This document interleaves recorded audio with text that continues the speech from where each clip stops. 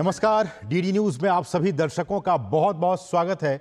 मैं हूं असीम मिश्रा। शुरुआत सबसे पहले हेडलाइंस के साथ।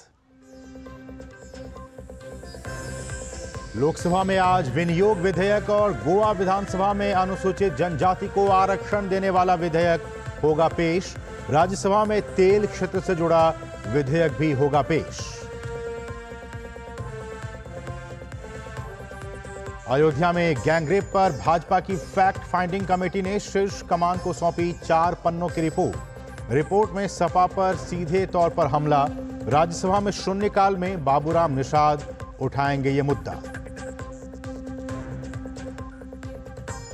एमसीडी को लेकर दिल्ली की आप सरकार को सुप्रीम कोर्ट से लगा बड़ा झटका।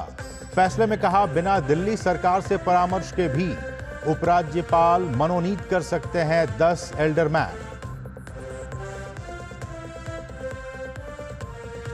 राष्ट्रपति द्रौपदी मुर्मू 3 देशों की यात्रा के पहले चरण में फिजी पहुंची। द्विपक्षीय बैठक के अलावा भारतीय समुदाय से करेंगी बातचीत। फिजी की संसद को भी करेंगी संबोधित। महाराष्ट्र के पुणे में जीका वायरस के 7 और मरीजों की हुई पुष्टि। नए मरीजों में 5 गर्भवती महिलाएं शामिल। पुणे जिले में मरीजों की संख्या बढ़कर 72 हुई। एशियाई समेत वैश्विक बाजारों में भारी गिरावट का भारतीय शेयर बाजार पर भी पड़ा असर। हफ्ते के पहले ही दिन शुरुआती कारोबार में सेंसेक्स 1600 अंकों से ज्यादा टूटा। निफ्टी में भी 500 से ज्यादा अंकों की देखी गई गिरावट। बांग्लादेश में सरकार के इस्तीफे की मांग को लेकर प्रदर्शनकारियों का ढाका मार्च आज। सरकार के देशव्यापी कर्फ्यू के खिलाफ कर रहे हैं मार्च। कल से जारी हिंसा में करीब 90 लोगों की मौत।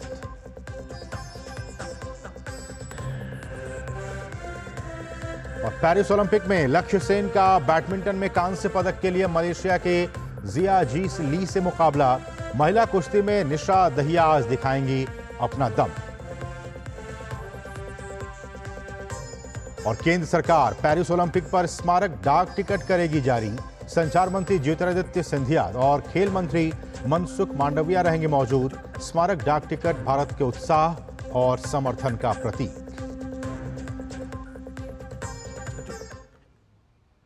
और सबसे पहले खबर संसद से। संसद में बजट सत्र के दौरान लोकसभा में 3 मंत्रालयों की वित्त वर्ष 2024-25 की अनुदान मांगों पर चर्चा और मतदान होगा। ये मंत्रालय हैं स्वास्थ्य और परिवार कल्याण मंत्रालय, मत्स्य पालन, पशुपालन और डेयरी और आवासन और शहरी कार्य मंत्रालय। इसके साथ ही लोकसभा में शाम 6 बजे वित्त वर्ष 2024-25 के लिए केंद्रीय बजट के संबंध में अनुदान की बकाया मांगों को सभा की अनुमति के लिए पेश किया जाएगा। इसके साथ ही लोकसभा में गोवा राज्यसभा निर्वाचन क्षेत्र अनुसूचित जनजाति प्रतिनिधित्व का पुनः समायोजन विधेयक 2024 पेश किया जाएगा। विधेयक विधि एवं न्याय मंत्रालय की ओर से पेश किया जाएगा। लोकसभा में विधेयकों की संभावित सूची की बात की जाए तो आज वित्त मंत्रालय की ओर से विनियोग विधेयक 2024 विचार और पारित किए जाने के लिए पेश किया जाएगा। वहीं राज्यसभा में आज कृषि एवं किसान कल्याण, नवीन और नवीकरणीय ऊर्जा और सहकारिता मंत्रालय के कामकाज पर चर्चा होना कार्यसूची में शामिल है। इसके साथ ही उच्च सदन में तेल क्षेत्र विनियमन और विकास संशोधन विधेयक 2024 पेश किया जाएगा। यह विधेयक पेट्रोलियम और प्राकृतिक गैस मंत्रालय की ओर से पेश किया जाएगा। खबर दिल्ली की राजनीति से जुड़ी हुई। एलजी द्वारा उपराज्यपाल द्वारा एमसीडी में 10 एल्डरमैन मनोनीत करने का मामला सुप्रीम कोर्ट का यह फैसला। एक बड़ी ब्रेकिंग न्यूज इस वक्त की, जो एलजी द्वारा है वो एमसीडी में 10 एल्डरमैन मनोनीत करने का ये सारा मामला है और सुप्रीम कोर्ट ने एलजी के पक्ष में ये सारा फैसला सुनाया है। जी हां, एक बड़ी खबर। सुप्रीम कोर्ट के फैसले से दिल्ली सरकार को तगड़ा झटका लगा है। एल्डरमैन की नियुक्ति को लेकर अब ये सुप्रीम कोर्ट ने कहा है कि सुप्रीम कोर्ट के फैसले से अब झटका लगा और इसमें ये कहा गया कि अब बिना किसी सहमति के, या कह सकते हैं कि आप अपने मन से एलजी बिना परामर्श के भी एल्डरमैन को नियुक्त कर सकते हैं, मनोनीत कर सकते हैं। दिल्ली सरकार ने बिना सहमति के एल्डरमैन नियुक्त करने को चुनौती दी थी सुप्रीम कोर्ट में, और अब उसके बाद ये फैसला आया है। हमारे साथ हमारे सहयोगी विकास सारथी इस वक्त बने हुए हैं। विकास, ये सारा मामला है क्या आखिर?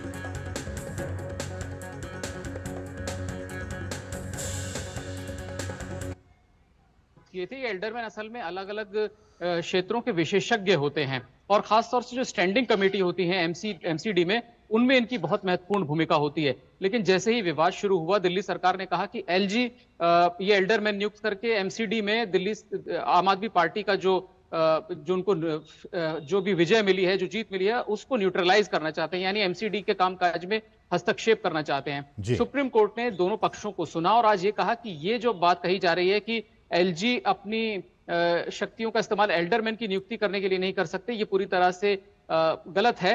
1993 में एक संशोधन लाया गया संसद के द्वारा दिल्ली को लेकर के जो कानून है उसमें, और उसमें एलजी को ये इस बात की बराबर शक्ति दी है, पूरी शक्ति दी गई है कि वो एल्डरमैन की नियुक्ति कर सकते हैं। यहां पर समझने वाली बात यह है कि कोर्ट ने कहा कि जब एलजी इस तरह की नियुक्ति करते हैं, मनोनीत करते हैं ऐसे सदस्यों को, तो वो अपनी एग्जीक्यूटिव पावर का नहीं बल्कि स्टैट्यूटरी पावर्स का इस्तेमाल करते हैं। इसीलिए ये कहना कि वो किसी तरह से एमसीडी में किसी सदस्य को मनोनीत करने के लिए सशक्त नहीं है, गलत है।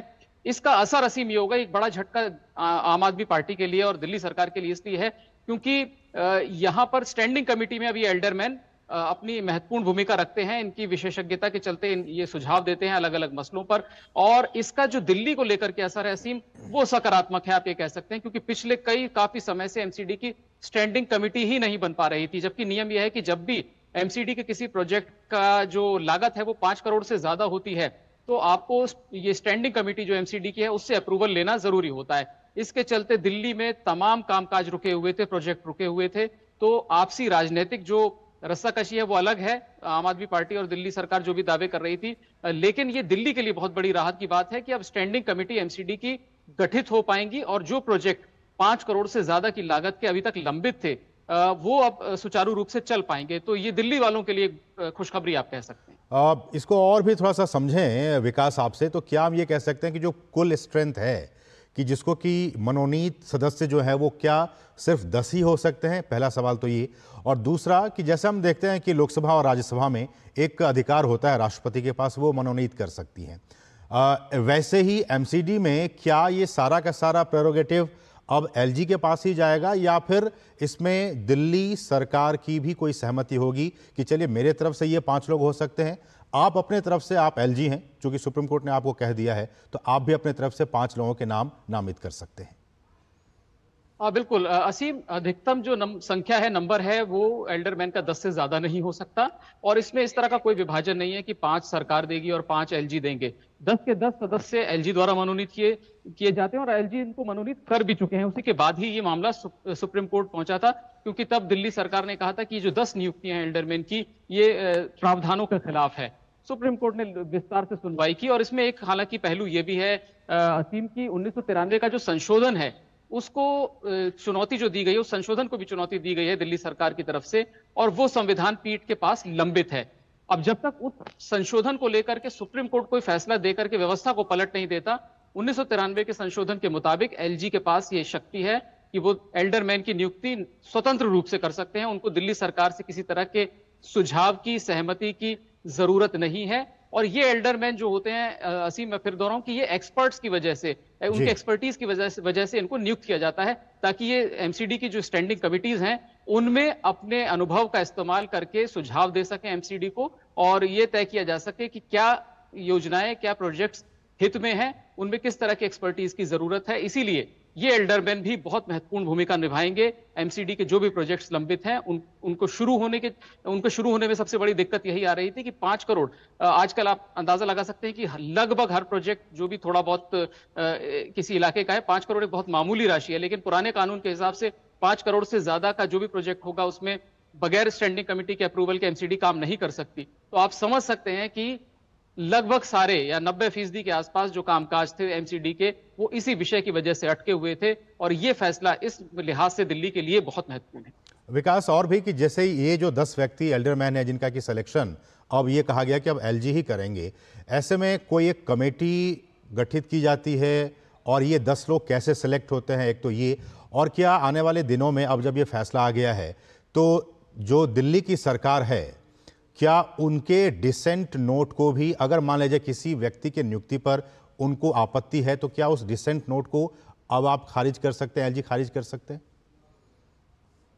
असीम, जहां तक नियुक्ति का मामला है, ये जैसे कहा कि विशेषज्ञता के आधार पर इनका किसी भी सदन का सदस्य होना जरूरी नहीं है कि वो एमसीडी में, जाहिर है कि वो चुन के नहीं आए हैं बाहर से, इसीलिए उनको लाया जा रहा है उनकी विशेषज्ञता के चलते। जैसे आप राज्यसभा में देखते हैं, बिल्कुल अपने अपने क्षेत्र के जो नामी गिरामी लोग हैं उनको राष्ट्रपति भेजते हैं। इसी तरह से एलजी को लगता है कि अपनी विशेषज्ञता के चलते राजनीतिक अनुभव हो सकता है, वो प्रशासनिक अनुभव हो सकता है, वो कंस्ट्रक्शन से, इंफ्रास्ट्रक्चर से जुड़ा अनुभव हो सकता है। जो भी ऐसे व्यक्ति हैं जिनको उपराज्यपाल समझते हैं कि ये अच्छा अनुभव रखते हैं और इनकी उपस्थिति से एमसीडी को फायदा होगा, ऐसे लोगों को एलजी नियुक्त करते हैं। और अगर आप याद करें तो लेफ्टिनेंट गवर्नर ने ये नियुक्तियां कर दी थी, ये 10 लोगों को नियुक्त कर दिया था। और याद करें कि जब मेयर का इलेक्शन हो रहा था तब भी इस बात को लेकर के बड़ा विवाद हुआ था कि ये एल्डरमैन वोटिंग नहीं कर सकते, क्योंकि हमने इनको जो मनोनीत करने की बात है वो उसको चुनौती दी हुई है कोर्ट में। तो ये सारी स्थिति, ये सब चीजें पहले घटित हो चुकी हैं। एल्डरमैन कौन होंगे, एलजी उनके नाम प्रपोज कर चुके थे, उनकी नियुक्ति हो चुकी थी। तो वो जो पूरी प्रक्रिया थी उसको एक तरीके से सुप्रीम कोर्ट ने अपनी उस पर मोहर लगा दी है, उसको रेटिफाई कर दिया है। अच्छा विकास, तो इसको बड़ा झटका। जी विकास, जैसा कि हम चला रहे हैं ब्रेकिंग में कि बिना परामर्श के, बिना कंसल्टेशन के एलजी अब एल्डरमैन की नियुक्ति कर सकते हैं, मनोनीत कर सकते हैं। तो क्या इसका मतलब यह भी निकाला जाए कि अगर एलजी का मन हो तो वो परामर्श भी कर सकते हैं? हालांकि वो मानना न मानना उनके ऊपर है, लेकिन वो चाहे तो परामर्श भी कर सकते हैं किसी सदस्य के नाम पर सरकार के साथ। बिल्कुल असीम, इसको आप ऐसे देखें कि जब किसी तरह का कोई विचारों को लेकर के टकराव नहीं होता है उपराज्यपाल और सरकार के बीच, तो काम बहुत, जिसको हम कह सकते हैं कि स्मूथली होता है। उसमें सरकार की बात भी, अब सरकार अपनी बात रखती है और एलजी को अगर उन नामों पर कोई आपत्ति नहीं, और एलजी भी ये समझते हैं कि ये लोग वाकई में इस तरह का अनुभव रखते हैं और केवल इनके पॉलिटिकल बैकग्राउंड की वजह से नहीं आगे किया जा रहा है, इनको नहीं चुना जा रहा है, तो एलजी परामर्श के साथ भी काम कर सकते हैं। लेकिन पूरा विवाद ही इस बात को लेकर के खड़ा हुआ था कि लेफ्टिनेंट गवर्नर ने जो नाम दिए थे वो सरकार को बिल्कुल भी मंजूर नहीं थे, और उनको लगा कि ये एमसीडी की जो स्वतंत्रता है, जो स्वायत्तता है, उसको कम करने के लिए, उसको सीमित करने के लिए कदम उठाया गया है। तो जहां पर सहमति है सरकार और उपराज्यपाल के बीच, वो परामर्श से भी नाम तय कर सकते हैं कि किनको मनोनीत किया जाएगा। लेकिन टकराव, क्योंकि वहीं पर ये बात आती है कि आखिर कानून क्या कहता है। कानून स्पष्ट रूप से कहता है कि एलजी बाध्य नहीं है। अब वो उस परामर्श चाहे तो लें राज्य सरकार से, या उनको लगता है कि जो नाम उन्होंने चुने हैं वो बेहतर काम कर सकते हैं, उनके पास बेहतर योग्यता है, अनुभव है, तो वो बगैर परामर्श, बिना किसी रेटिफिकेशन के राज्य सरकार के, सीधे इन लोगों को मनोनीत कर सकते हैं, जैसा कि पिछले मामले में किया गया था। इसीलिए ये सारा विवाद सुप्रीम कोर्ट पहुंचा। एक आखिरी सवाल विकास, कि एक दिल्ली और उसकी आम आदमी पार्टी की सरकार, क्या उसके जो संवैधानिक अधिकार हैं, आपको लगता है कि इस फैसले के बाद से, हालांकि सुप्रीम कोर्ट का ये फैसला है, लेकिन उनके जो संवैधानिक अधिकार उनको मिले हुए, उस सरकार को मिली हुई है, उसमें किसी तरह की कटौती करने की कोशिश के तौर पर इसको देखा जा सकता है, इस फैसले को? असीम, देखिए, कोई नई व्यवस्था नहीं दी है, जो संसद का कानून बनाया हुआ कानून है। पहली बात, दिल्ली एक पूर्ण राज्य नहीं है, इसीलिए इसकी तुलना आप दूसरे राज्यों से नहीं कर सकते। ये बात सुप्रीम कोर्ट ने भी कही है कि ये एक यूनियन टेरिटरी विद असेंबली है, इसीलिए किसी अन्य राज्य से, जो पूर्ण राज्य है, उससे तुलना की जाए, जहां पर कि राज्यपाल को बिना सहमति के एक तरफा फैसले लेने के लिए बहुत कम मौके होते हैं। बहुत कम ऐसी जगह हैं जहां पर वो बिना राज्य सरकार की राय के भी फैसले ले सकते हैं। लेकिन दिल्ली में शक्तियों का बंटवारा है उपराज्यपाल और दिल्ली सरकार के बीच, और ये बेहद संतुलित, आप कह सकते हैं, बंटवारा रखा गया है, क्योंकि एक विशिष्ट स्थान है दिल्ली का। यहाँ पर संसद है, यहाँ पर बहुत सारे डिप्लोमेट्स रहते हैं, बहुत सारे जो एम्बेसीज हैं। तो ये जो इलाका है, इसको लेकर के संसद को पता है कि कितनी शक्ति दिल्ली सरकार को देनी है, कितनी शक्ति उपराज्यपाल के पास होनी चाहिए, बेहतर संतुलन क्या हो। इसीलिए ये कटौती नहीं कहेंगे आप, क्योंकि सुप्रीम कोर्ट ने इसको स्पष्ट किया है कि जो 1993 में जब संशोधन आ गया है, तो मनोनीत करने की जो ताकत है, शक्ति है, वो एलजी को मिल गई है। और जब तक सुप्रीम कोर्ट की संविधान पीठ, क्योंकि मामला लंबित है, अगर कोई इसके खिलाफ फैसला नहीं देती है, तो यही व्यवस्था बरकरार रहेगी। चलिए, बहुत बहुत शुक्रिया विकास, इन तमाम ताज़ा अपडेट्स को और बहुत ही बारीकी से इन तमाम बातों को हमारे दर्शकों को समझाने के लिए आपका बहुत बहुत शुक्रिया। बढ़ेंगे आगे और एक दूसरी अहम खबर आ रही है। भाजपा के राज्यसभा सदस्य बाबूराम निषाद के नेतृत्व में अयोध्या गई 3 सदस्यीय कमेटी ने अपनी फैक्ट फाइंडिंग रिपोर्ट शीर्ष संगठन को सौंप दी है, बीजेपी को सौंप दी है। आपको बता दें कि फैक्ट फाइंडिंग रिपोर्ट लगभग 4 पन्नों की है और इस रिपोर्ट में कुछ अहम बातें भी लिखी गई हैं। खासतौर से समाजवादी पार्टी पर सीधा हमला किया गया है। लोकल पुलिस की भूमिका के साथ साथ मुआवजा बढ़ाने की बात इस रिपोर्ट में कही गई है। राज्यसभा में आज शून्यकाल में सांसद बाबूराम निषाद इस मुद्दे को सदन में भी उठाएंगे। तो जो फैक्ट फाइंडिंग कमेटी गई थी अयोध्या, उसने अपनी रिपोर्ट हाईकमान को सौंप दी है और इसमें लोकल पुलिस की भूमिका और जो मुआवजे की राशि है, सहायता राशि, उसको बढ़ाने की बात कही है। हमारे साथ हमारे सहयोगी निशांत राय इस वक्त मौजूद है। निशांत, क्या कुछ और इस रिपोर्ट में कही गई है?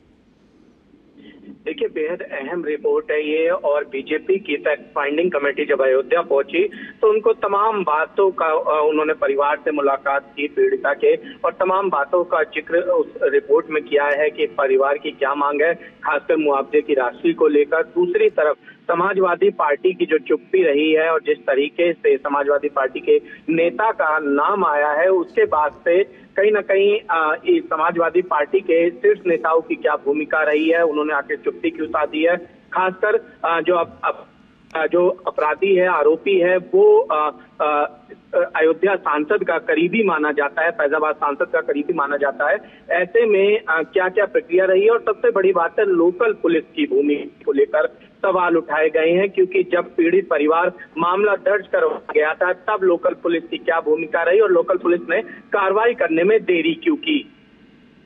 जी, ऐसे में निशांत, ये आपसे जानना चाहेंगे कि इस पूरी रिपोर्ट में और जिस तरह से वहाँ पे कल टीम गई थी, परिवार के सदस्यों के साथ मुलाकात हुई और इसको लेकर चर्चा भी हो रही है कि लोकल पुलिस जो वहाँ की है उसने एफआईआर लॉन्च करने में भी काफ़ी देरी की, इसको लेकर भी काफ़ी आलोचना हो रही है सरकार की। देखिए, बिल्कुल सबसे बड़ा सवाल यही है कि लोकल पुलिस ने इतने देर से एफआईआर क्यों दर्ज की, किसके दबाव के कारण लोकल पुलिस एफआईआर दर्ज नहीं कर रही थी, क्या वजह थी, और इन तमाम वजहों को जो रिपोर्ट है उसमें शामिल किया गया है, पार्टी के शीर्ष नेतृत्व को बताया गया है। कहीं ना कहीं जो समाजवादी पार्टी के सांसद हैं अवधेश प्रसाद, जो आरोपी है, वो उनका करीबी माना जाता है। ऐसे में शक की सुई जो है वो समाजवादी पार्टी के बड़े नेताओं पर भी उठती है। तो देखने वाली बात ये होगी, ये तो बीजेपी के डेलीगेशन की फैक्ट फाइंडिंग कमेटी की रिपोर्ट थी, आगे जो प्रदेश सरकार जो इस पूरे मामले की जांच करा रही है उसमें क्या क्या कमियां निकलकर सामने आती हैं, और जो समाजवादी पार्टी के नेता अखिलेश यादव पीडीए की बात करते हैं, कहीं ना कहीं उनका दोहरा रवैया इस पूरे प्रकरण के बाद सामने आता हुआ दिख रहा है। मुआवजे की राशि हमने देखा कि कल 5 लाख रुपए की सहायता राशि दी गई पीड़ित परिवार को और रिपोर्ट में जैसा कि हम बता रहे हैं कि उसको और भी बढ़ाने की बात की गई है।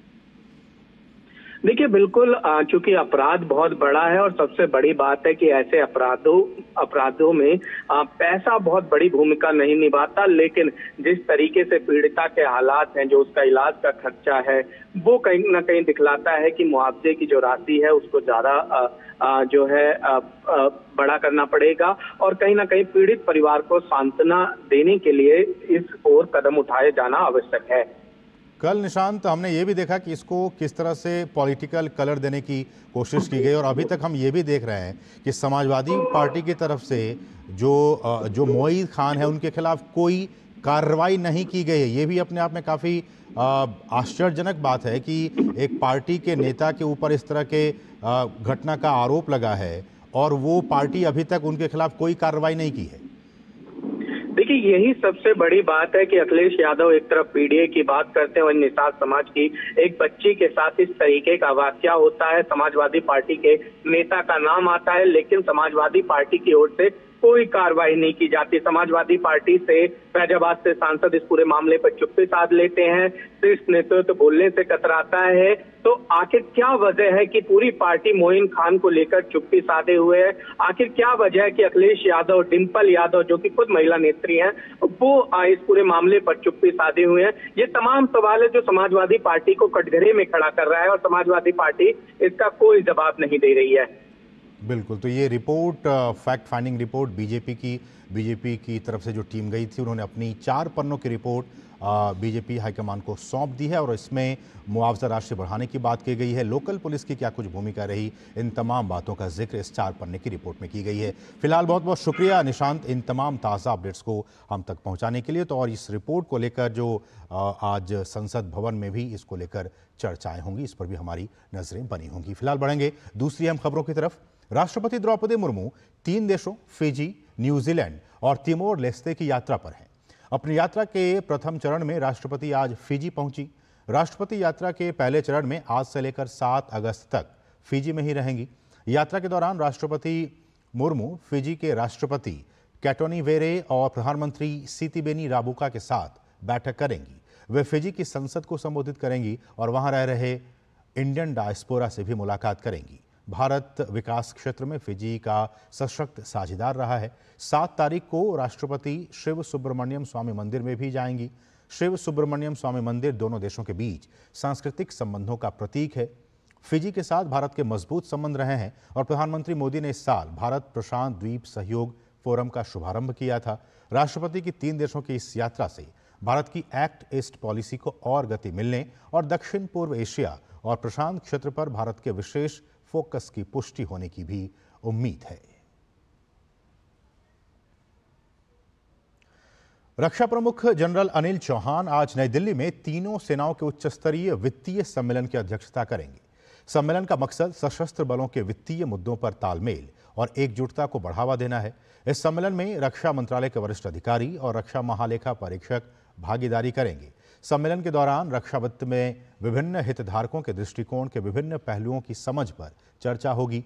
सम्मेलन के दौरान रक्षा खरीद में आने वाली चुनौतियों के समाधान तलाशने पर भी विचार विमर्श किया जाएगा।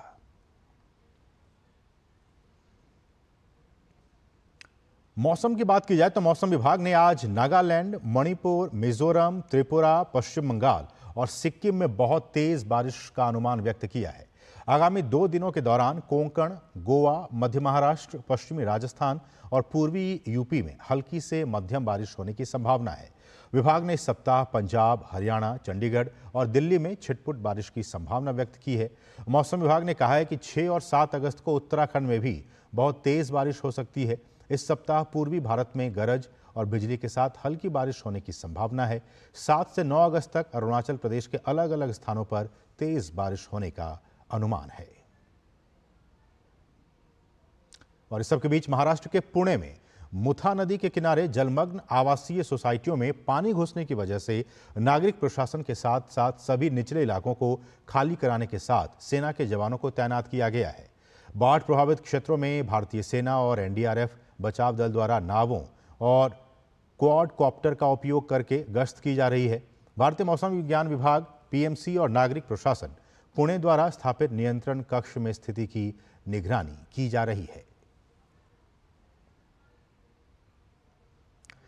और बात जीका वायरस की। महाराष्ट्र में डेंगू, जीका और चिकनगुनिया बीमारी के मरीजों की संख्या में बढ़ोतरी देखने को मिल रही है। पुणे में जीका वायरस के सबसे ज्यादा मरीज सामने आए हैं। पुणे शहर में अब तक जीका के 66 मरीज मिले हैं।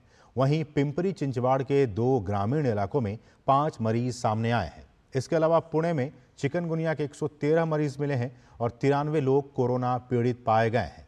विशेषज्ञों का अनुमान है कि इस साल राज्य में अधिक बारिश होने की वजह से कीट जनित बीमारियां बढ़ी हैं, इसलिए स्वास्थ्य विभाग के सामने इन बीमारियों की रोकथाम के लिए एक बड़ी चुनौती है। वहीं गुजरात के वलसाड के हिंगलाज गांव में बाढ़ में फंसे 7 लोगों को एनडीआरएफ की टीम ने सफलतापूर्वक बचा लिया है।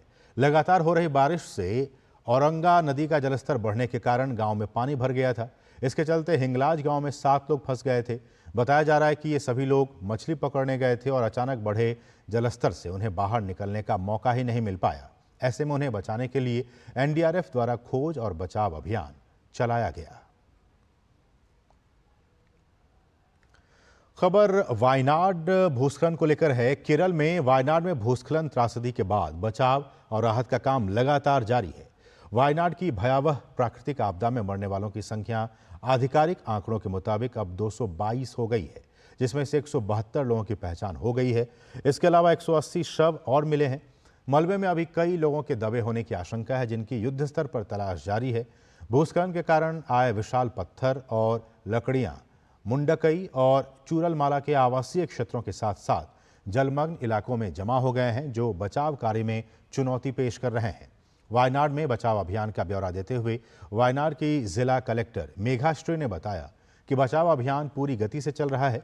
वॉलंटियर भी इस बचाव अभियान में जुटे हुए हैं।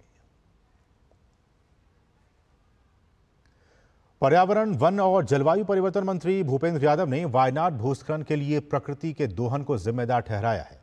उन्होंने कहा कि राज्य सरकार के संरक्षण में जो अवैध बस्तियां बनी हैं, उनके बारे में राज्य सरकार को कुछ कदम उठाने चाहिए और इको सेंसिटिव जोन के लिए कोई योजना बनानी चाहिए। के प्रोटेक्शन में जिस प्रकार से लीगल बस्तियां बसाई गई और जिस प्रकार की रिपोर्ट आ रही है, न्यूज़पेपर्स के अंतर्गत लगातार लोकल न्यूज़पेपर के अंतर्गत रिपोर्ट आ रही है, उसको लेकर के इसके फाइनलाइजेशन करने के लिए स्टेट गवर्नमेंट को जल्दी कदम उठाना चाहिए। इको सेंसिटिव जोन का एक प्लान बनाना चाहिए और ऑलरेडी जो कमिटीज़ की रिपोर्ट आई हुई हैं और जो फॉर्मर डीजी संजय कुमार की जो रिपोर्ट है, उसको स्टेट गवर्नमेंट को अपना सबमिशन देना चाहिए। इको सेंसिटिव जोन में इस प्रकार का हैबिटेशन और इलीगल एक्टिविटी माइनिंग नहीं होनी चाहिए, उसका एक बहुत बड़ा नुकसान वहाँ पे हुआ है। और वायनाड भूस्खलन के पीड़ितों के 8 अज्ञात शवों का कल रात पुथुमाला में अंतिम संस्कार कर दिया गया। सरकार द्वारा निर्धारित प्रोटोकॉल का पालन करते हुए इससे पहले सर्वधर्म प्रार्थनाएं की गईं और बाकी शवों के आज अंतिम संस्कार होने की उम्मीद है।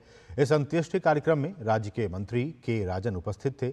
वायनाड जिले के अधिकारियों ने कहा कि राहत शिविरों और राहत संग्रह केंद्रों के रूप में कार्य करने वाले स्कूलों को छोड़कर सभी स्कूल आज से फिर से खुल जाएंगे। इस बीच राज्य के राजस्व मंत्री के राजन ने कहा कि तलाशी अभियान में सहायता के लिए सेना के और जवानों और प्रशिक्षित डॉग स्क्वाड को मेरठ से हवाई मार्ग से भेजा जाएगा।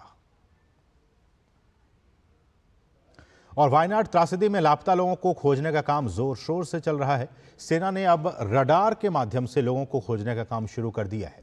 हालांकि अब मलबे में दबे किसी भी व्यक्ति के जीवित बचने की संभावना बिल्कुल ही ना के बराबर है, लेकिन फिर भी प्रयास जारी हैं।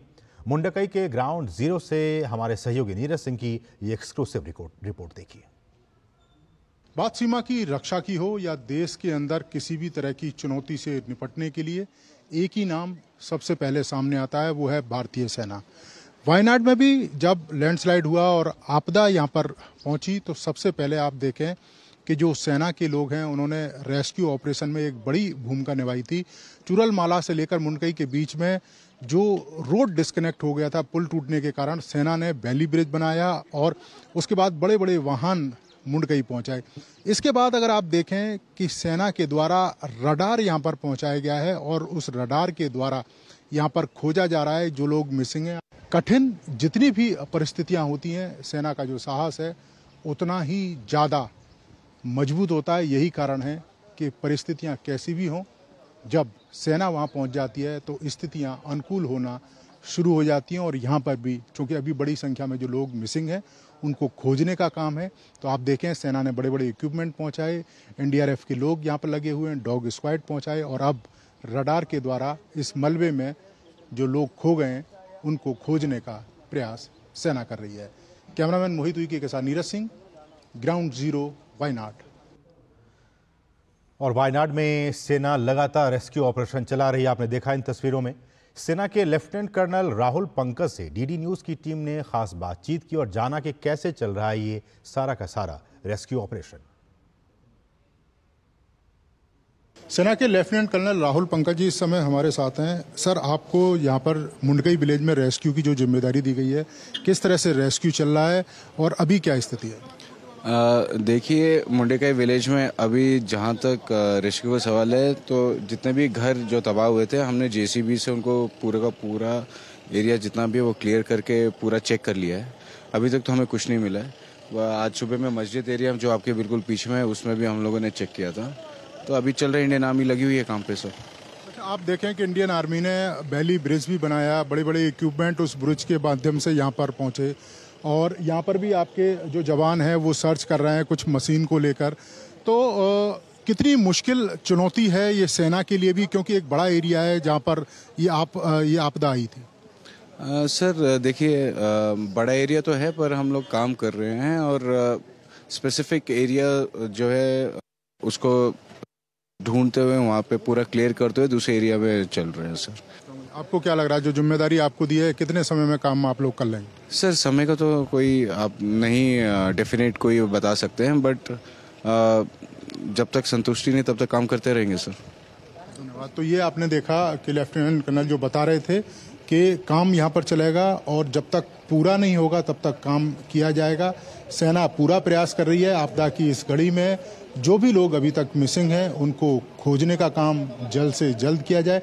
आपने देखा भी था कि किस तरह से रडार के द्वारा जो मलबा है वहाँ पर लोग हैं उनको खोजने का काम किया जा रहा है। सेना ने बड़ी बड़ी मशीनें यहाँ पहुँचाई हैं, उनके द्वारा यहाँ पर रेस्क्यू ऑपरेशन लगातार चल रहा है। कैमरामैन मोहित उइके के साथ Neeraj Singh, DD news, ground zero, Mundakkai गांव, वायनाड। और केरल के बाद बात करें हिमाचल की, तो हिमाचल प्रदेश में प्राकृतिक आपदा के कारण कई परिवार तबाह हो गए। केंद्र की रिपोर्ट के मुताबिक पिछले 37 दिनों में फ्लैश फ्लड, भूस्खलन और बादल फटने की 47 घटनाएं हुई हैं। इसमें 10 लोगों की मौत हुई, 4 लोग जख्मी हैं और 46 लोग लापता हैं। शिमला, मंडी और कुल्लू में सबसे ज्यादा बादल फटने की घटनाएं हुई। पिछले 24 घंटों में बारिश कुछ कम हुई है। मौसम विज्ञान केंद्र शिमला ने आगामी 10 अगस्त तक राज्य में मौसम के खराब रहने का अनुमान जताया है। 8 अगस्त तक राज्य के मैदानी और मध्य पर्वतीय इलाकों में भारी बारिश का येलो अलर्ट जारी किया गया है। मौसम विभाग ने लोगों को नदी नालों से दूरी बनाए रखने और भूस्खलन संभावित इलाकों की यात्रा न करने की हिदायत दी है।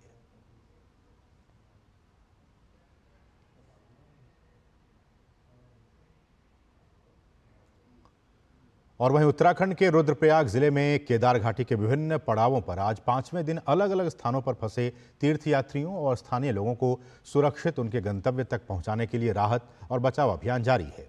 उत्तराखंड आपदा प्रबंधन सचिव वी के सुमन ने बताया कि केदारनाथ धाम, भीमबली, लिंचोली तथा चीड़वासा गौरीकुंड से कुल 1982 लोगों को एयरलिफ्ट किया गया है। अब तक कुल 9099 लोगों को सकुशल निकाल लिया गया है। रेस्क्यू कार्य लगातार जारी है। केदारनाथ में घने बादल छाए रहने के कारण रेस्क्यू कार्य में लगातार व्यवधान हो रहा है। भारतीय वायुसेना का चिनूक हेलीकॉप्टर मौसम खराब होने के कारण अभी तक उड़ान नहीं भर पाया है। वहीं Mi-17 हेलीकॉप्टर द्वारा खराब मौसम के कारण अभी तक केवल 3 उड़ानें ही भरी जा सकी हैं।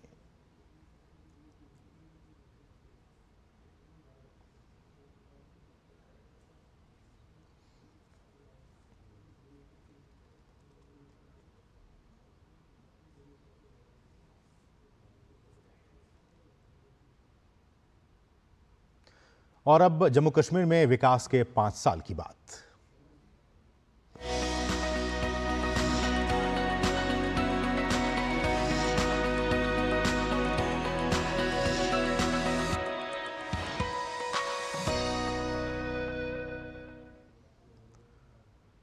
जम्मू कश्मीर के उपराज्यपाल मनोज सिन्हा ने 500 किसान सेवा केंद्रों की शुरुआत की है, जो कि खेती और उससे जुड़ी गतिविधियों के लिए किसानों को सहायता प्रदान करेंगे। इन सेवा केंद्रों को किसान खिदमत घर का नाम दिया गया है। ये केंद्र किसानों को आपूर्ति से लेकर विपणन और तकनीकी सहायता तक व्यापक सहायता प्रदान करेंगे। इन सेवा केंद्रों में मिट्टी की जानकारी के अलावा बाजार और विभिन्न सेवाओं की जानकारियां उपलब्ध कराई जाएंगी। किसान खिदमत घर आधुनिक IT सिस्टम, इनपुट बुकिंग, मृदा स्वास्थ्य निगरानी, पौधे निदान, बाजार, खुफिया जानकारी और क्षमता निर्माण जैसी अहम सेवाओं की कुशल डिलीवरी भी सुनिश्चित करेंगे। उपराज्यपाल ने 500 किसान खिदमत घर समर्पित करते हुए खुशी जाहिर की। उन्होंने कहा कि खिदमत घर वन स्टॉप सेवा केंद्र के रूप में काम करेंगे। इस योजना के तहत दूसरे चरण में 1500 KKG स्थापित किए जाएंगे, जिसे पूरा करने का काम इस साल के अंत तक पूरा हो जाएगा। इस पहल का उद्देश्य केंद्र में 13 लाख किसान परिवारों को सशक्त बनाना है, जिसमें लगभग 3 लाख कमजोर और सीमांत किसान शामिल हैं। खेतों में दिन रात पसीना बहाने वाले किसान भाइयों बहनों का एम्पावरमेंट जम्मू कश्मीर प्रशासन की सर्वोच्च प्राथमिकता रही है। उनकी भलाई तथा एग्रीकल्चर प्रोडक्टिविटी में वृद्धि, ये हम सबका एकमात्र लक्ष्य था। होलिस्टिक एग्रीकल्चर डेवलपमेंट प्रोग्राम ने उन संकल्पों को साकार करने का एक कारगर माध्यम उपलब्ध कराया है, जिससे किसान भाइयों की समृद्धि और जम्मू कश्मीर को नई ऊंचाई पर ले जाने का मार्ग प्रशस्त हुआ है। खिदमत घर की सेवाओं की पहुंच हर किसान तक हो, उसकी छोटी छोटी आवश्यकताओं का ध्यान इसमें रखा गया है। और जम्मू कश्मीर से अनुच्छेद 370 हटाए जाने की आज 5वीं वर्षगांठ है। 370 हटाए जाने के 5 साल पूरे होने पर घाटी में सुरक्षा व्यवस्था बढ़ा दी गई है। साथ ही चप्पे चप्पे पर सुरक्षा बल के जवानों की तैनाती की गई है। इस बीच अमरनाथ यात्रा को सुरक्षा कारणों के मद्देनजर एक दिन के लिए स्थगित कर दिया गया है। साथ ही यात्रियों को कैंपों में ही रहने का निर्देश दिया गया है।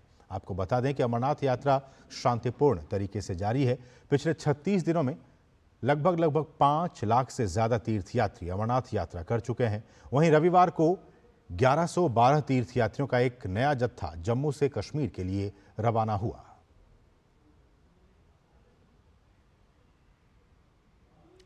पंडित जय तीर्थ मेवुंडी किराना घराने के प्रमुख गायकों में से एक हैं। हुबली में जन्मे उनकी प्रारंभिक शिक्षा घर पर ही शुरू हुई, जहां उन्होंने अनौपचारिक रूप से भजन और अन्य भक्ति संगीत गाया। इस दौरान वे रेडियो पर गाने सुनते थे, रागों की पहचान करते थे और सामान्य रूप से संगीत की सराहना करते थे, और इसलिए उनका रेडियो से यह अटूट रिश्ता आज भी कायम है। आकाशवाणी परिसर में आकाशवाणी संगीत समारोह के दौरान उनसे खास बातचीत की हमारी सहयोगी शहला निगार ने।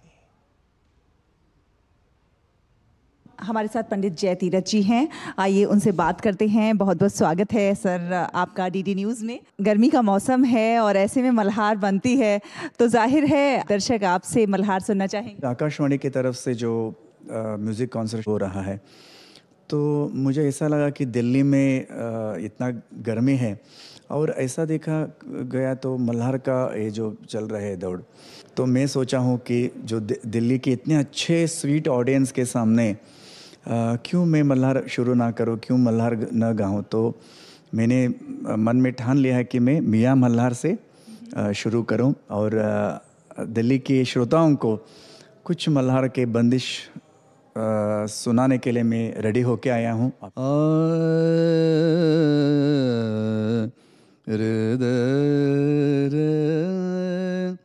आई बदरिया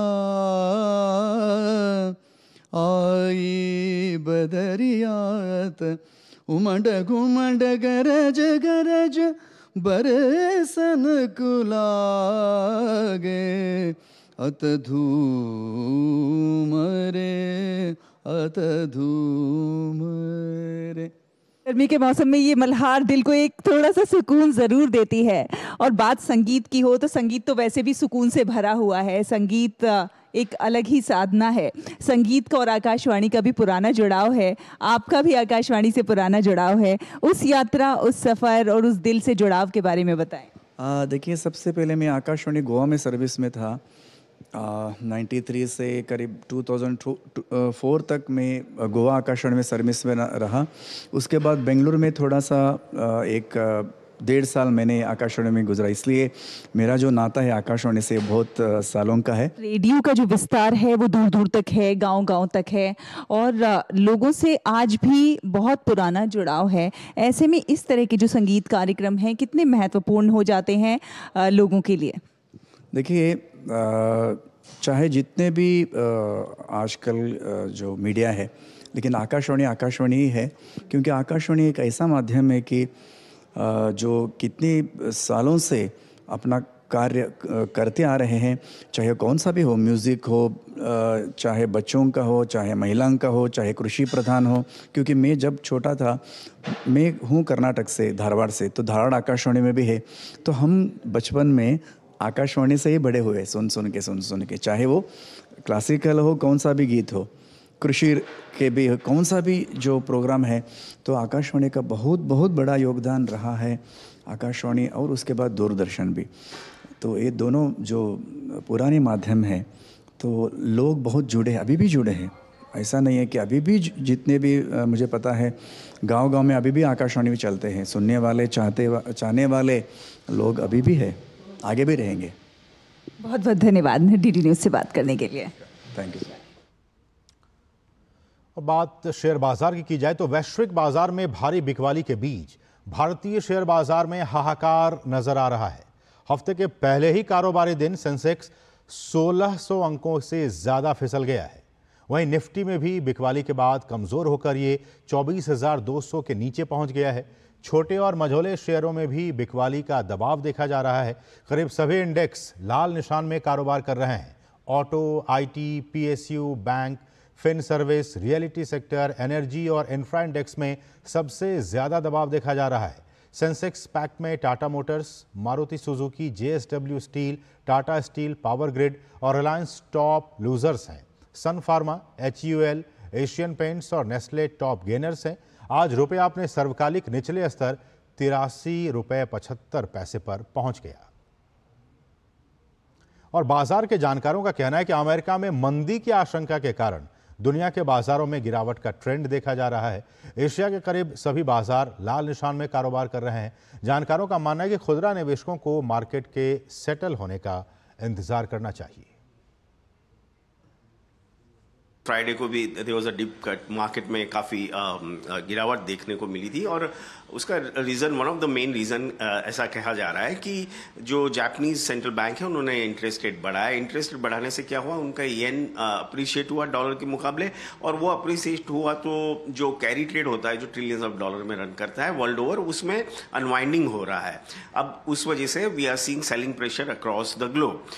ये लिक्विडिटी ड्रिवन प्रॉब्लम है, नॉट फंडामेंटल। मैं मानता हूं जहां तक भारत की मार्केट का सवाल है, हमारे यहां वैसे भी एफपीआई ने लगातार बिकवाली की है, उनका कोई लंबी चौड़ी पोजीशन नहीं है, उनकी ओवरऑल होल्डिंग भी नीचे आई है।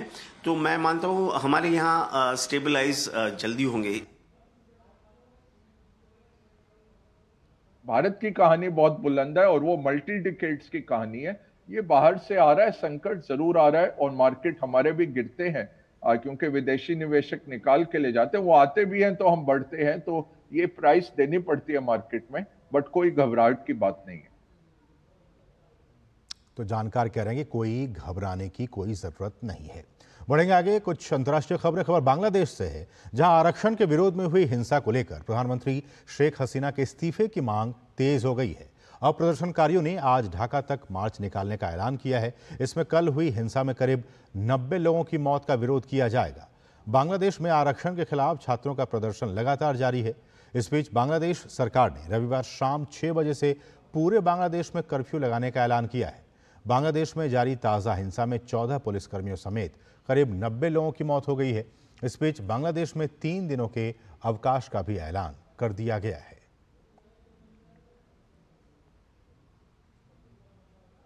खबर ब्रिटेन से है, वहां भी जारी हिंसा थमने का नाम नहीं ले रही है।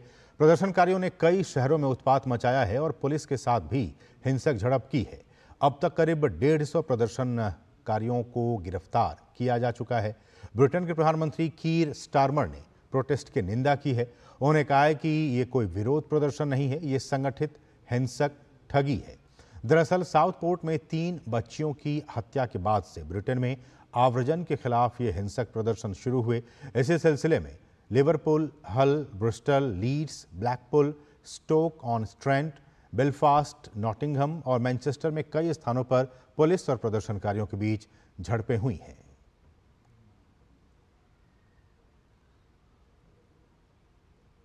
खबर अमेरिका से है। अमेरिका में राष्ट्रपति पद के चुनाव के साथ साथ ही उपराष्ट्रपति पद के लिए भी चुनाव होता है।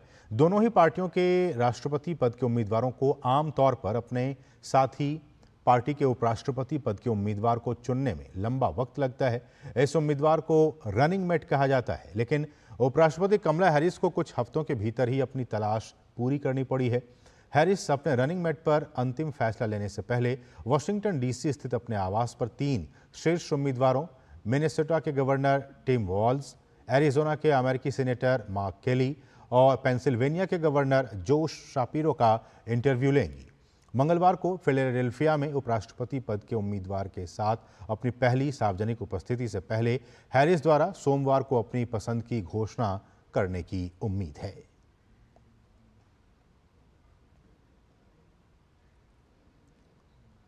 पेरिस ओलंपिक के उपलक्ष्य में डाक विभाग आज नई दिल्ली में स्मारक डाक टिकटों का एक सेट जारी करेगा। इस मौके पर संचार मंत्री ज्योतिरादित्य सिंधिया और युवा कार्यक्रम एवं खेल मंत्री डॉक्टर मनसुख मांडविया मौजूद रहेंगे। स्मारक टिकट खेल भावना को उजागर करता है और पेरिस में ओलंपिक खेलों के लिए एक साथ आने वाले राष्ट्रों की एकता का जश्न मनाता है। ये टिकट एथलीटों और उनके समर्पण, दृढ़ता और खेलों में उत्कृष्टता के लिए एक सम्मान है। डाक विभाग में विशेष डाक टिकट जारी करके महत्वपूर्ण राष्ट्रीय और अंतर्राष्ट्रीय आयोजनों को मनाने की एक लंबी परंपरा रही है।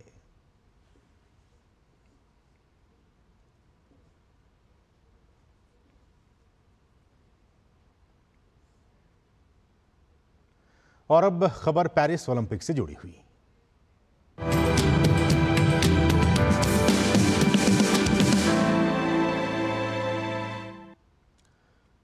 पेरिस ओलंपिक में आज भारत के पास एक और पदक जीतने का मौका है।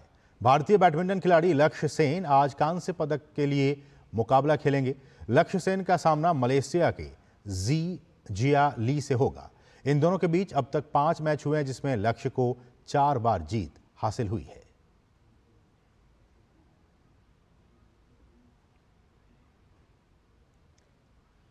और पेरिस ओलंपिक में आज निशानेबाजी में स्कीट का मिश्रित टीम क्वालिफिकेशन खेला जाएगा। भारत की तरफ से महेश्वरी चौहान और अनंतजीत सिंह नरूका की जोड़ी हिस्सा लेगी।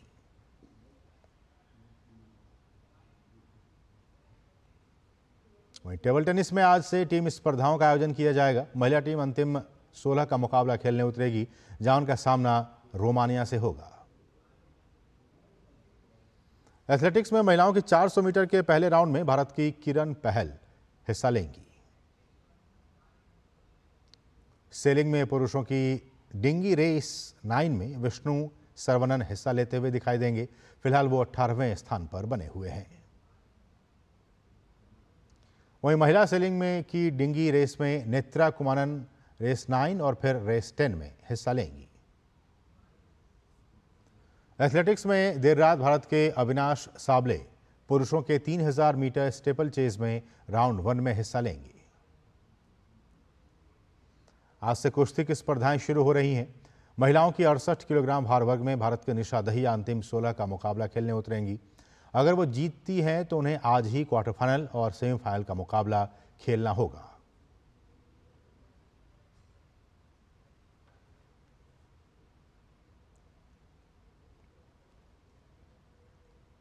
और पेरिस ओलंपिक के लिए भारतीय कुश्ती दल तैयार है, एक बार फिर से देश को पदक दिलाने के लिए। इस बार ओलंपिक में भारत के 6 पहलवान अपना दमखम दिखाएंगे। भारत ने ओलंपिक में हॉकी के बाद सबसे अधिक पदक कुश्ती में ही हासिल किए हैं। कुश्ती में अब तक भारत 2 रजत और 5 कांस्य सहित कुल 7 पदक जीत चुका है। 2008 ओलंपिक के बाद भारत ने अब तक सभी ओलंपिक में कुश्ती में पदक हासिल किए हैं।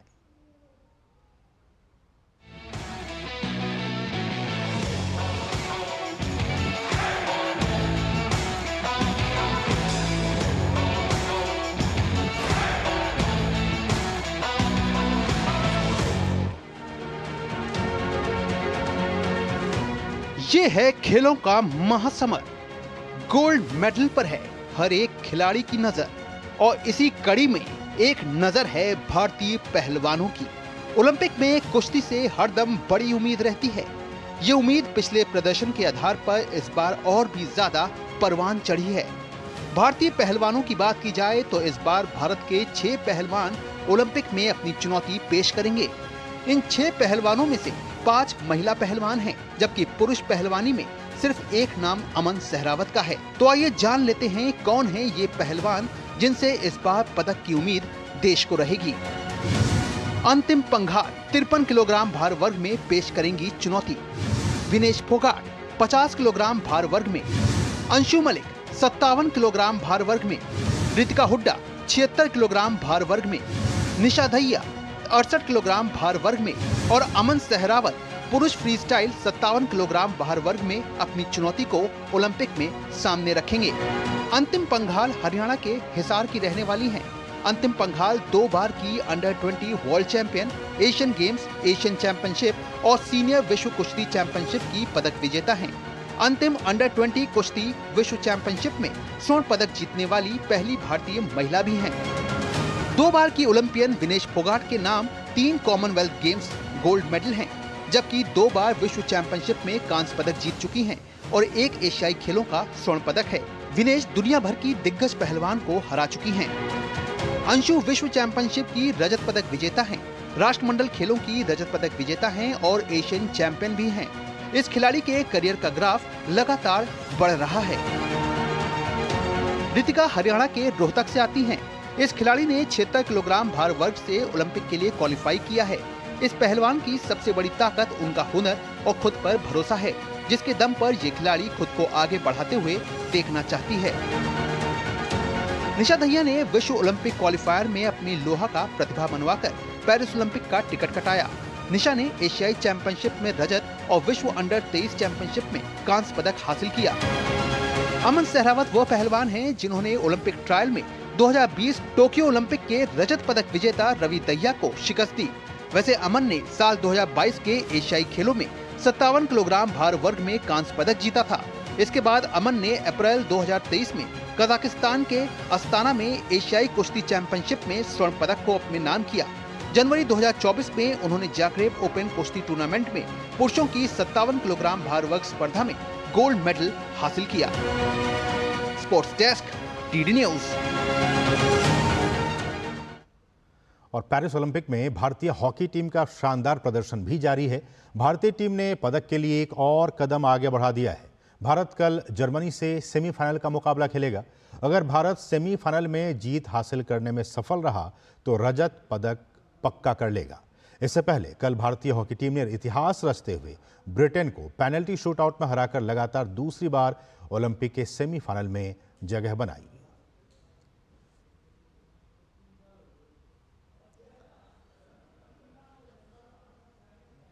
और पेरिस ओलंपिक में अमेरिकी धावक नोआह लाइल्स ने आखिरकार वो कर दिखाया जिसकी चर्चा पिछले 1 महीने से पूरे विश्व में हो रही थी।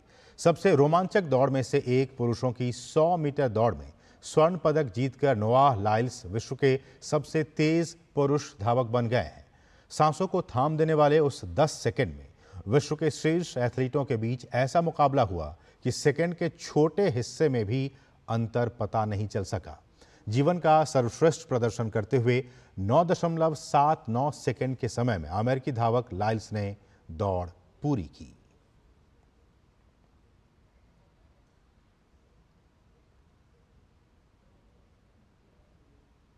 और पेरिस ओलंपिक की पदक तालिका में अमेरिका चीन शीर्ष पर बना हुआ है। अमेरिका ने अभी तक 19 स्वर्ण पदक, 26 रजत और 26 कांस्य पदक समेत कुल 71 पदक जीते हैं। दूसरे नंबर पर चीन है जिसने अब तक 19 स्वर्ण, 15 रजत और 11 कांस्य पदक जीते हैं। तीसरे नंबर पर मेजबान फ्रांस ने अब तक 12 गोल्ड मेडल, 14 रजत पदक और 18 कांस्य पदक अपने नाम किए हैं। वहीं चौथे स्थान पर ऑस्ट्रेलिया है। ऑस्ट्रेलिया ने अब तक 12 स्वर्ण पदक, 11 रजत और 8 कांस्य पदक जीते हैं। पदक तालिका में भारत 57वें नंबर पर बना हुआ है। ओलंपिक में भारत के खाते में अब तक 3 कांस्य पदक आए हैं।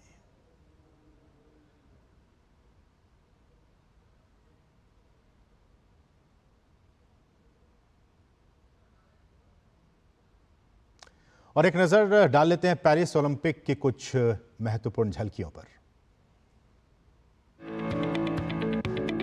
पेरिस ओलंपिक में अल्जीरिया के मुक्केबाज ईमान खलीफ और ताइवान की लीन यू टीम के महिला वर्ग में भाग लेने पर पिछले कुछ दिनों से विवाद चल रहा है। अब इस विवाद पर अंतर्राष्ट्रीय ओलंपिक समिति ने कहा कि अंतर्राष्ट्रीय मुक्केबाजी संघ द्वारा पिछले साल के विश्व चैंपियनशिप में 2 महिला खिलाड़ियों का लिंग परीक्षण पूरी तरह से गलत था। आईओसी ने कहा है कि उस प्रतियोगिता में परीक्षण प्रक्रिया प्रतियोगिता के अंत में तब आई जब मुक्केबाज पहले ही यहाँ कई मुकाबले लड़ चुके थे। विश्व मुक्केबाजी संघ के अध्यक्ष बोरिस वॉन डेर वोर्स्ट का मानना है कि उनका संगठन 2028 में लॉस एंजल्स ओलंपिक के लिए समय पर नियंत्रण पा सकता है। अंतर्राष्ट्रीय ओलंपिक समिति ने पिछले साल जून में आईबीए की मान्यता छीन ली थी। उसने कहा था कि वह प्रशासन, वित्त और नैतिक मुद्दों पर सुधार पूरा करने में विफल रहा है। पेरिस खेलों में आईओसी मुक्केबाजी कार्यक्रम चला रही है, लेकिन आईबीए नियंत्रण हासिल करना चाहता है। पेरिस ओलंपिक में यूक्रेन की तरफ से 2 पदक जीतने वाली ओल्गा खारलान ने कहा कि वे पहले से कहीं अधिक मजबूत महसूस कर रही हैं। उन्हें उम्मीद है कि यूक्रेन के लोगों को इससे खुशी मिलेगी। तलवारबाजी में पदक जीतने के बाद ओल्गा खारलान के प्रशंसकों ने उनका जोरदार स्वागत किया। यूक्रेनी तलवारबाज को मिलान में विश्व चैंपियनशिप में रूस की अन्ना से हाथ मिलाने से इनकार करने के कारण उन्हें अयोग्य घोषित कर दिया गया था। इसके बाद उन्होंने जोरदार वापसी करते हुए एक ही ओलंपिक में 2 पदक पर कब्जा जमाया है। पेरिस ओलंपिक के आयोजकों ने सेन नदी के पानी की गुणवत्ता का परीक्षण करने के बाद आज मिश्रित रिले ट्राईएथलॉन प्रतियोगिता सेन नदी में कराने की बात कही है। आयोजकों ने रविवार देर रात पुष्टि की कि रविवार का प्रशिक्षण रद्द करने के बावजूद सेन नदी में ही रिले होगी। वर्ल्ड ट्राईएथलॉन और पेरिस गेम्स आयोजन समिति ने एक संयुक्त बयान में कहा कि पानी की गुणवत्ता के परिणामों की समीक्षा के लिए एक बैठक में मिश्रित रिले प्रतियोगिता की पुष्टि करने का निर्णय लिया गया है। हालांकि बेल्जियम इस प्रतियोगिता में अपने एथलीट क्लेयर मिशेल के बीमार पड़ने के बाद भाग नहीं लेगा।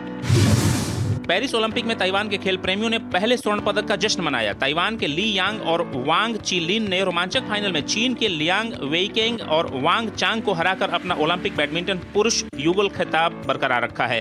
ताइपे के मुख्य रेलवे स्टेशन पर सैकड़ों खेल प्रेमियों ने रात में फाइनल देखने के लिए एक पार्टी का आयोजन किया। इस दौरान उन्होंने ताइवानी झंडों के साथ अपने खिलाड़ियों के समर्थन में जमकर जश्न मनाया।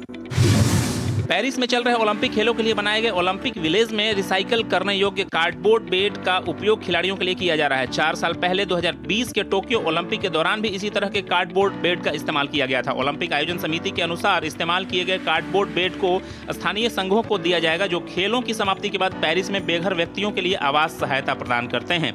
ओलंपिक विलेज में एथलीटों के लिए बनाए गए गद्दे 3 अलग अलग प्रकार के ब्लॉकों से बनाए गए हैं। एक सिर और कंधों को सहारा देने के लिए, एक कमर को सहारा देने के लिए और एक पैरों को सहारा देने के लिए। ये गद्दे भी खिलाड़ियों को काफी पसंद आ रहे हैं। तो इसके साथ इस बुलेटिन में बस इतना ही। मुझे और हमारी पूरी टीम को दीजिए अनुमति। नमस्कार।